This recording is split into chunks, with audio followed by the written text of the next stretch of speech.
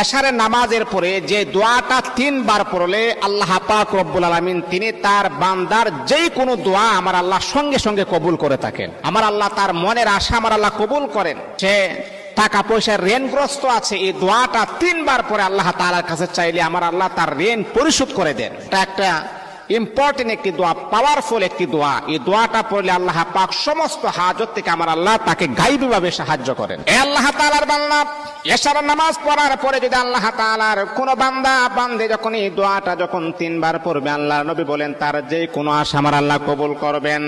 ব্যবসা বাণিজ্য লস হচ্ছে, আমার আল্লাহ তাকে লাভবান বানায় দিবেন। মনের আশা কবুল হচ্ছে না, আমার আল্লাহ মনের আশা কবুল করে দিবেন। যে দোয়াটা পড়লে আল্লাহ নবী বলেন তার যে কোনো দোয়া আমার আল্লাহ কবুল করবেন। দোয়াটা কি? আল্লাহুম্মা ইন্নী আসআলুকা বিআন্নী আশহাদু আন্নাকা আনতাল্লাহ লা ইলাহা ইল্লা আনতা আহাদুস সামাদুল